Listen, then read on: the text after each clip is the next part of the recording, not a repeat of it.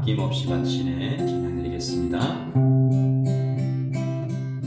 내게 있는 모든 것을 아낌없이 바치네 사랑하고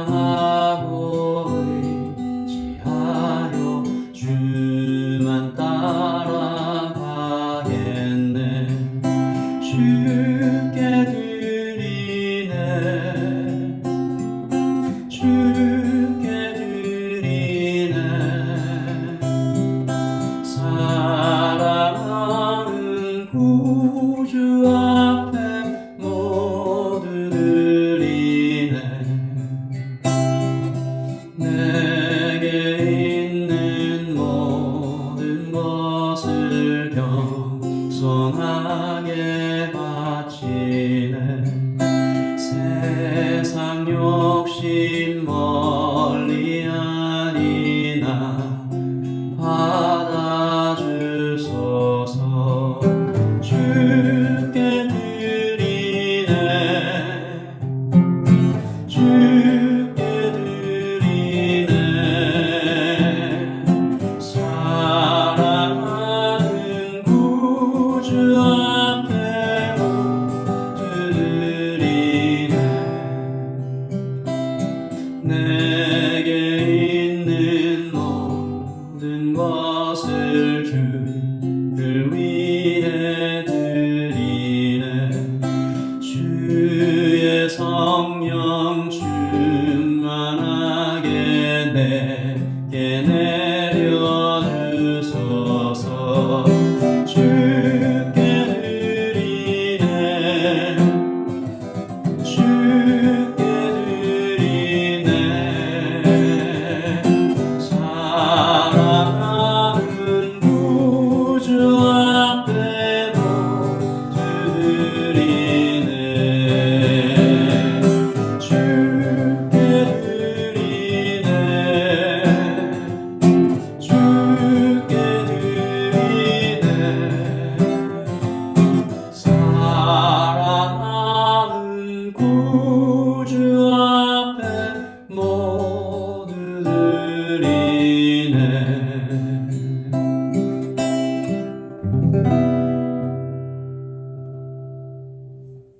아멘.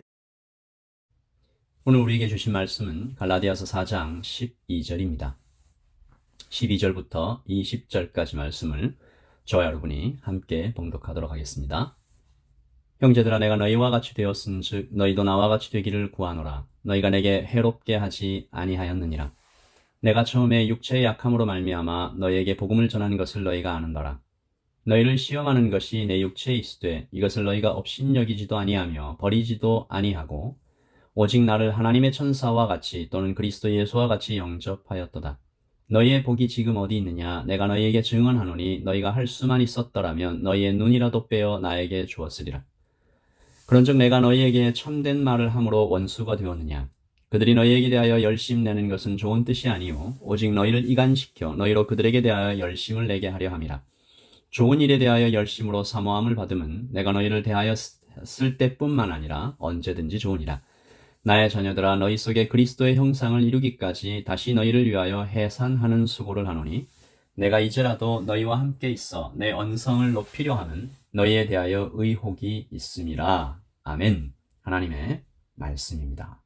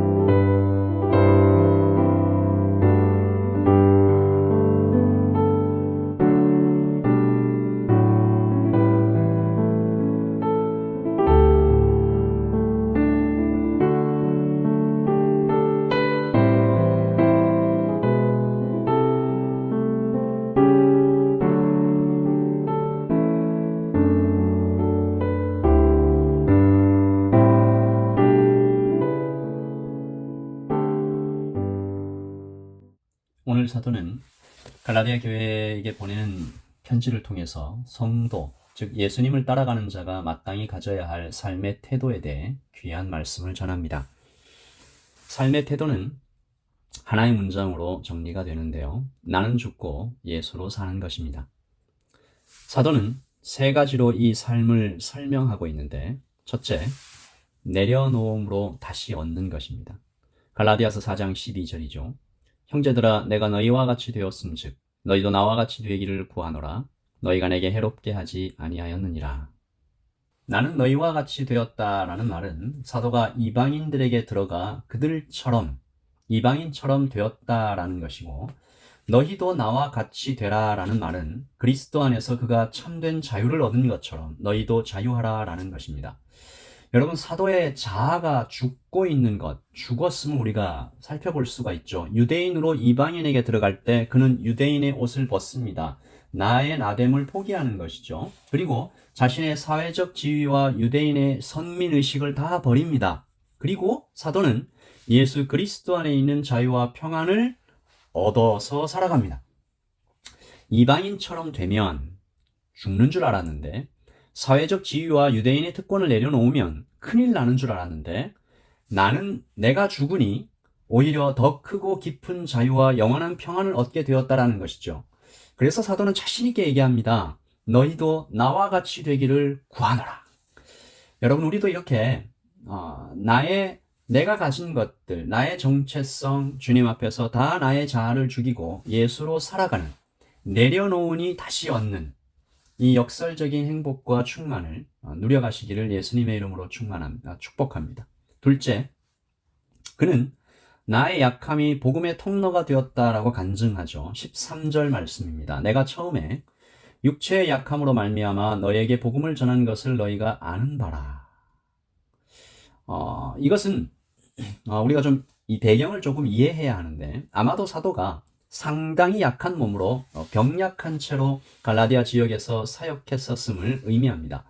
여기엔 두 가지 학설이 있는데, 2차 전도 여행 중 들렸던 버가에서 이 말라리아에 걸린 것이 아닌가, 그 걸린 상태로 갈라디아에 도착하지 않았을까라는 설이 하나 있고, 두 번째는 이 루스드라, 여러분 기억하시죠? 루스드라에서 거의 죽을 만큼 돌로 맞고 성 밖에 버려졌던 그때 맞았던 후유증이 너무 심해졌다라는 설이 있습니다. 여러분, 이렇게 우리가 말라리아에 걸리거나 매를 맞아 몸이 완전히 망가져 버리면 그 육체의 고통이 상당합니다. 내가 거의 죽는 것 같죠. 그러나 바울은 오히려 그때를 이용해서 복음을 전했다라고 말합니다. 나의 고통이, 나의 약함이 복음을 전하는 일에 복음의 통로가 되었다라고 사도가 고백하는 것이죠. 한 알의 밀알이 땅에 떨어져 죽지 아니하면 아무 열매가 없지만, 땅에 떨어져 죽으면, 썩으면 많은 열매를 맺는다. 여러분, 성도는 이렇게 살아가는 사람이라고 믿습니다. 알아주는 사람이 없어도, 아무 유익이 없어도, 사방으로 우겨쌈을 당해도, 내가 죽어서 하나님이 높아진다면, 나의 약함마저 하나님께서 사용하셔서 복음의 통로가 되게 해주신다면 감사하며 그 길을 가는 사람들이죠. 여러분, 오늘 혹시 여러분에게 약함이 발견됩니까? 몸이 너무 안 좋고 마음이 쓰라리고, 혹시 가진 것이 너무 적어서 고통 가운데 있습니까? 하나님이 이 약함을 주님께 그대로 가져가십시오. 그래서 그 약함을 통해 주님께서 더 살아서 역사하시기를, 주님 나의 약함을 복음의 통로로 사용해 주십시오, 하나님 영광을 드러내는 통로로 사용해 주십시오라고 기도하는 오늘이 되시기를 예수님의 이름으로 축복합니다. 마지막 셋째, 내 교회가 아니고 주님의 교회다라고 사도가 얘기하는데요. 오늘 말씀 18절입니다. 좋은 일에 대하여 열심으로 사모함을 받음은 내가 너희를 대하였을 때뿐만 아니라 언제든지 좋으니라. 이 말씀이 조금 어려운데요. 17절과 좀 같이 이해해야 합니다. 그들이 너희에 대하여 열심 내는 것은 좋은 뜻이 아니요 오직 너희를 이간시켜 너희로 그들에게 대하여 열심을 내게 하려 함이라. 이 할레파 유대인들을 얘기하죠. 그런데 사도가 이 할레파 유대인들도 그들이 좋은 뜻으로 하면 괜찮다 이야기하는 것입니다. 이게 무슨 얘기냐면, 사도가 이 할레파 유대인들이 갈라디아에 와서 자신이 개척한 교회에 침투하여 주도권을 잡고 오히려 사도 바울을 이 몰아내고 있는 상황에서도 오직 하나의 관심이 복음이었다라는 것입니다. 그러니까 다시 말하면 교회에서 내 이름이 다 잊혀지고 없어져도 순수한 복음이 전해진다면, 하나님의 영광을 드러낸다면 언제든지 환영하겠다. 내 교회가 아니고 주님의 교회이기 때문이다. 여러분, 조그마한 일에도 내 이름을 걸려고 하는 사람들이 있죠. 어떤 행사나 사역에 자신의 이름이나 교회 이름이 빠지면 무척이나 불쾌하게 여기며 이런 말 저런 말 하는 사람들이 있습니다. 교회가 그런 교회도 있을 수 있죠. 사도가 말합니다. 나는 오히려 나는 사라지고 주님만 남으면 좋겠다. 그가 이렇게 세 가지의 나는 죽고 예수로 사는 삶의 태도에 대하여 쭉 얘기하시고 나서 그가 이렇게 말합니다. 나는 죽고 예수로 사는 삶이 쉽지 않다. 사랑하는 성도들에게 언성을 높이며 책망하는 것이 정말 어렵다. 또 그렇게 사랑하며 좋은 관계로 지내던 성도들이 돌변해서 자신을 향해서 험한 말로 비난하는 것도 너무 괴롭다. 오늘 말씀 16절에 보시면 15절과 16절을 같이 볼게요. 너희의 복이 어디 있느냐? 내가 너희에게 증언하노니 너희가 할 수만 있었더라면 너희의 눈이라도 빼어 나에게 주었으리라. 그렇게 사도 바울과 관계가 좋았어요. 눈이라도 빼서 줄 정도로. 근데 할레파 유대인들이 들어와서 그들을 꿰니까 16절이죠. 그런즉 내가 너희에게 참된 말을 함으로 원수가 되었느냐? 완전히 돌변한 겁니다. 갈라디아 교인들이. 나는 죽고 예수로 사는 삶은 어렵습니다. 가슴이 찢어지는 것 같이 고통스러워요.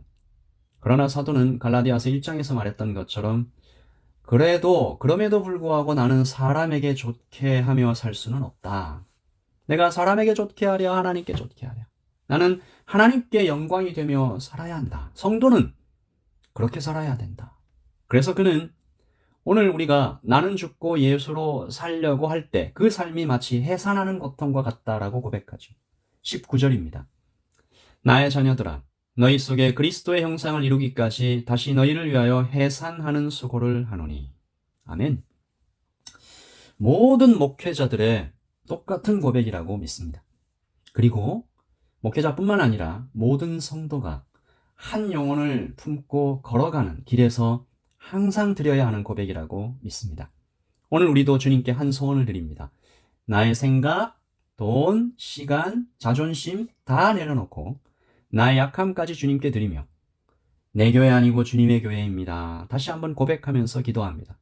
나를 죽일 때 예수님께서 내 안에서 살아서 더욱 역사하시기를 바라면서 아까 드렸던 찬양처럼 내게 있는 모든 것을 아낌없이 겸손하게 주를 위해 세상 욕심을 멀리할 때 주의 성령이 나를 충만하게 채워주심을 경험하며, 여러분, 적당히 사는 것은 어쩌면 어렵지 않습니다. 주님을 향하여 순수한 마음으로 말씀을 그대로 지키며 살아가려고 할 때, 나를 죽이려고 할 때, 특권을 내려놓고 다른 사람을 위하여 살아갈 때, 나의 약함이 복음의 통로가 되는 것을 원하며 주님께 나아갈 때, 내 이름이 사라지는 것 지켜볼 때 쉽지 않습니다. 그리고 사랑했던, 관계가 좋았던 사람들이 내가 정말 주님의 이름만 위해서 사람에게 좋게 하는 것이 아니고 하나님께 좋게 하려고 살아갈 때 그들이 돌변해서 원수처럼 험한 말 쏟아놓을 때 가슴이 찢어지는 것 같죠. 그러나 오늘 우리는 다시 기도합니다. 나는 죽고 예수로 사는 삶, 이것이 옳은 것입니다. 주님, 우리가 좌우로 흔들리지 않고 이 삶을 오롯이 걸어갈 수 있도록 힘주세요. 주님 도와주세요. 우리 그렇게 기도하면서 이 금요일 하루를 보내겠습니다. 이제 다음 주 월요일이 되면 다시 레벨이 조정이 될 텐데, 우리 이 땅을 위해서, 또 우리 교회를 위해서, 자신을 위해서 하나님 다시 만나 예배할 수 있도록, 너무 많은 사람들이 고통 겪지 않도록 주님 이 땅을 도와주십시오. 교회들을 불쌍히 여겨주십시오. 그리고 주일 예배를 위해서 우리가 중보하며 예배를 통해서 모든 형제와 자매들이 나는 죽고 예수로 사는 삶으로 다시 결단하는 시간 되게 해달라고 기도하면서 우리 금요일 하루를 시작하겠습니다. 기도하겠습니다.